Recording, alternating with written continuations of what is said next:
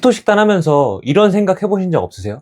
지방 많이 먹고 탄수 줄이는 거 이제 알겠어. 근데 나는 도대체 얼마나 먹어야 하는 거지? 막상 찾아보면 자연식 위주로 배부를 때까지 드세요. 이런 말밖에 없어요. 저도 댓글로 이런 적정 섭취량 관련 질문을 받을 때마다 솔직히 좀 곤란했습니다. 각자의 체형과 활동량, 목표에 따라서 그 수치는 달라질 수밖에 없고 그런 것들을 일일이 확인해서 답해드릴 수 없으니까요. 그래서 제가 개인 맞춤형 키토 섭취량 계산기를 직접 만들었습니다. 영상 설명란이나 고정 댓글에 링크를 확인해 주시고요. 아마 현존하는 키토 계산기 중에 가장 완성도가 높을 겁니다. 오늘 영상에서는 이 계산기의 각 부분에 대한 설명, 그리고 어떻게 사용하면 되는지에 관해 이야기해 볼게요. 먼저 이걸 왜 만들게 되었는지부터 말씀드릴게요. 아시다시피 저는 오랫동안 키토 전문가들 영상을 보면서 공부해왔고 배운 이론을 실생활에 적용하려고 노력해왔어요. 이론만 번지르르한 연구자가 아니라 현실에서 키토 식단을 가장 잘하고 잘 가르치는 실천가가 되고 싶었습니다. 그런데 음식 섭취량에 관해 키토 전문가들이 공통적으로 하는 말이 있어요. 칼로리는 쓸모없다. 자연식을 배부를 때까지 먹어라. 그게 너의 적정량이다. 근거는 이렇습니다. 칼로리는 원래 실험실에서 만들어진 물리적인 수치예요. 우리 몸의 복잡한 생리 반응을 다 담아낼 수 없다는 거죠. 같은 100칼로리라도 브로콜리를 먹었을 때랑 설탕을 먹었을 때 몸의 반응이 완전히 다르잖아요. 그래서 그들은 칼로리보다 호르몬 반응이 훨씬 중요하다고 말해요. 가공식품은 칼로리가 높아도 포만감 호르몬을 제대로 자극하지 못하니까 먹어도 계속 손이 가는 거고, 반대로 가공되지 않은 자연식은 포만감 호르몬이 잘 작동해서 적당한 시점에 자연스럽게 식사를 멈추게 된다는 거예요. 저도 그런 의견에 동의했고 실제로 그렇게 먹어왔어요. 이렇게 했을 때 장점은 숫자에 얽매이지 않고 편안한 마음으로 식단을 할 수 있다는 거예요. 그런데 올해 초부터 저도 감량을 시작하고 또 한 끼 키토 챌린지를 통해 우리 구독자분들을 지도하면서 이런 생각이 들었어요. 두 이론이 꼭 싸워야 할 이유가 있나? 칼로리를 믿는다고 해서 브로콜리든 설탕이든 같은 칼로리라면 똑같다라고 생각하는 사람은 없잖아요. 그들도 자연식이 가공식품보다 몸에 좋다는 걸 알고 있어요. 반대로 호르몬이 중요하다는 분들도 지방은 혈당을 안 올리니까 무한정 먹어도 된다라고 생각하진 않죠.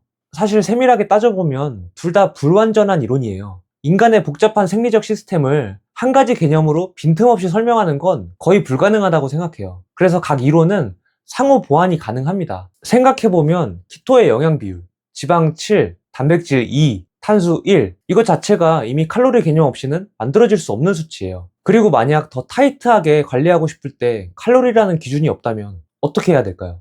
조금 덜 배부르게 먹는다? 탄수화물을 더 줄여본다?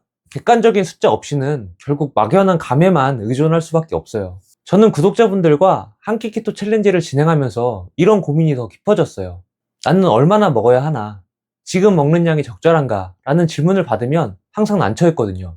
자연적인 음식을 배부를 때까지 드세요라는 말은 그들이 원하는 답이 아니라는 것을 알고 있으니까요.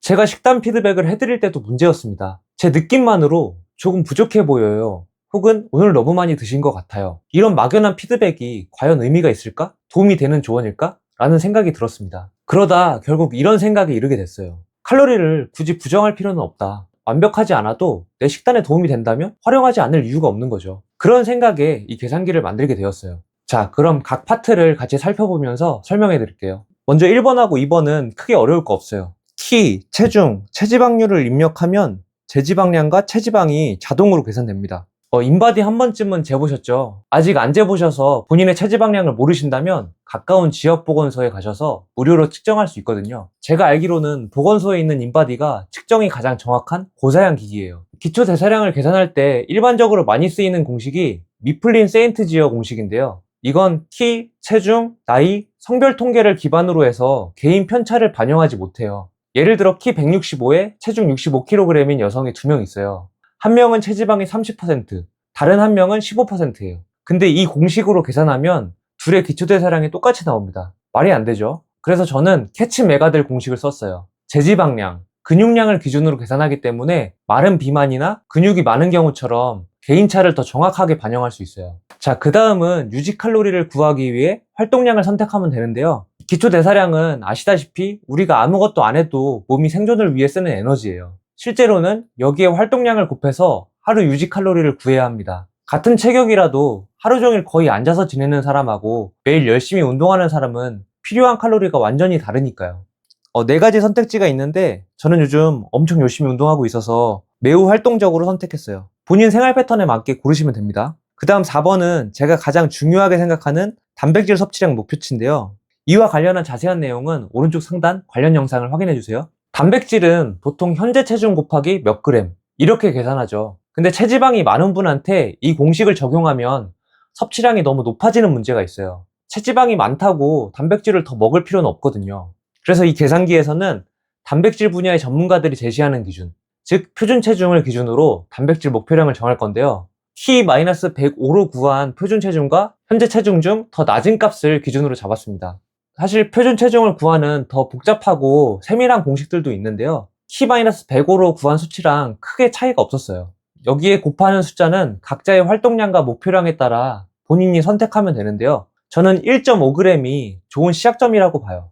실제로 제가 이상한 다이어트 카페에서 진행 중인 한 끼 키토 챌린지에서도 이 수치를 기본으로 권장하고 있고, 참가자들 대부분이 이 기준으로 먹었을 때 충분한 포만감으로 인한 식사량 조절, 그리고 근손실 방지 등의 효과를 느끼고 있습니다. 저도 수년간 1.5g 기준, 즉 120g 정도를 먹어왔는데 최근 운동 강도와 빈도를 높이면서 근육 보존을 우선으로 두다 보니 2g으로 올려서 요즘에는 150g 정도를 먹고 있습니다. 즉 이 수치는 고정값이 아니라 운동량과 목표에 따라 이렇게 유연하게 조절돼야 합니다.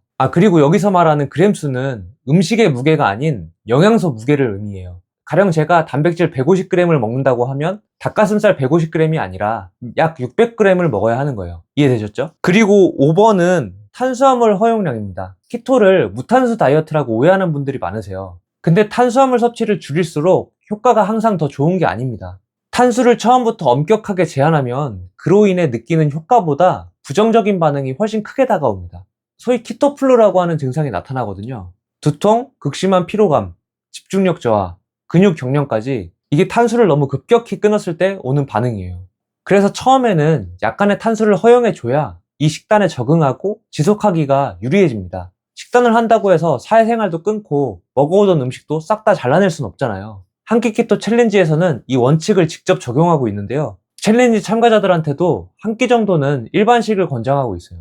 탄수를 아예 끊어야 한다는 두려움 없이 시작할 수 있어서 이 식단이 생각보다 훨씬 할만하구나 라고 느끼게 되시거든요. 한 끼만 키토식으로 먹어보자. 그래서 한 끼 키토라고 하는 거예요.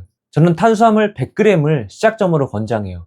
그리고 여기서 포인트가 있습니다. 단백질은 반드시 채워야 할 목표예요. 근육을 지키기 위한 최저 기준이니까요. 탄수화물은 반대로 허용량이에요. 오늘 탄수가 필요 없다고 느끼시면 안 드셔도 됩니다. 채워야 한다는 의무감을 가질 필요는 없어요. 다만 이 정도의 여유가 있으면 일상에서 식단을 훨씬 유연하게 적용할 수 있습니다.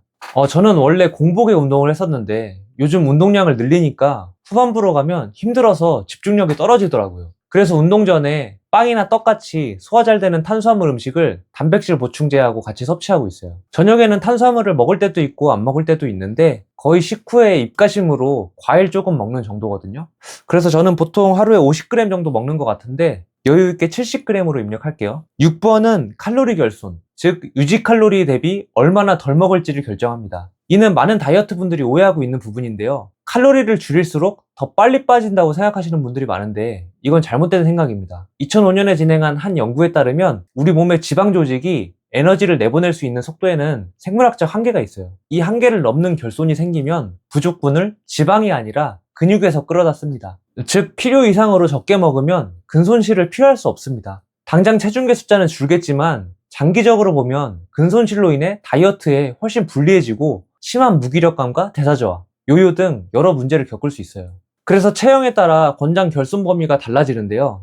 고도 비만인 경우는 체지방이 많으니까 30%로 설정해도 큰 무리가 없고 보통 일반적인 가체중은 20%로 입력하시면 됩니다. 유지어터라면 그냥 유지 칼로리와 비슷한 수준으로 드시면 되겠죠? 저는 20으로 입력할게요. 자, 이제 이렇게 단백질과 탄수화물 섭취량이 정해지면 나머지 칼로리는 지방이 채웁니다. 근데 이것도 꼭 숫자를 채우려고 할 필요는 없어요. 우리는 먹는 지방 외에도 체지방을 끌어다 쓸 수 있으니까요. 그게 키토의 핵심이잖아요. 그래서 이 지방은 포만감 레버로 쓰시면 돼요. 다 먹었는데 허기가 심하다? 지방 좀 더 드세요. 오늘 너무 과하게 먹은 것 같다? 지방을 줄이세요. 이런 식으로요. 저는 지방을 따로 계산하지는 않는데 이 수치만큼 먹는 경우가 거의 없어요. 고기나 생선 같은 음식을 통해 자연스럽게 섭취하고 요리에 쓰는 사골국물, 소량의 라드나 올리브유가 제가 먹는 지방의 전부예요. 버터나 MCT 같이 단독으로 챙기는 경우는 잘 없어요. 키토한 지 오래됐는데도 단독으로 지방을 먹으면 몸에서 잘 못 받아들이는 것 같더라고요. 그래서 저는 지방이 음식을 통해서 자연스럽게 따라오는 게 제일 좋은 것 같아요.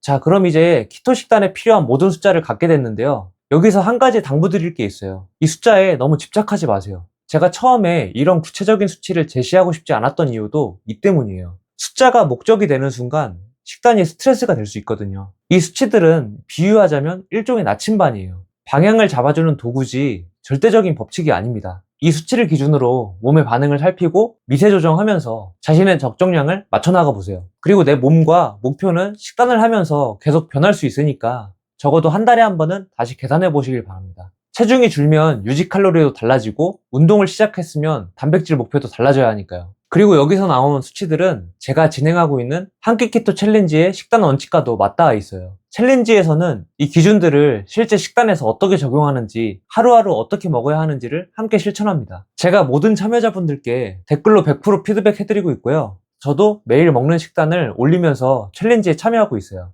아무리 키토 식단이 대중화됐다 해도 막상 내 주변에 같이 할 사람이 잘 없잖아요. 그래서 우리는 함께할 동료가 필요해요. 혼자 하면 흔들리기 쉬운데 같은 방향을 바라보는 사람들이 모여 있으니까 서로 자극도 되고 버팀목도 됩니다. 제가 이 챌린지를 계속 이어가는 이유도 그것 때문이에요. 올해 1월 달부터 시작해서 벌써 150분 넘게 참여하셨고 어느덧 4기가 됐습니다. 키토 식단에 관심은 있었는데 시작하기 망설이셨던 분들은 이번에 저랑 같이 키토 식단 시작해 보시죠. 이상한 다이어트였습니다.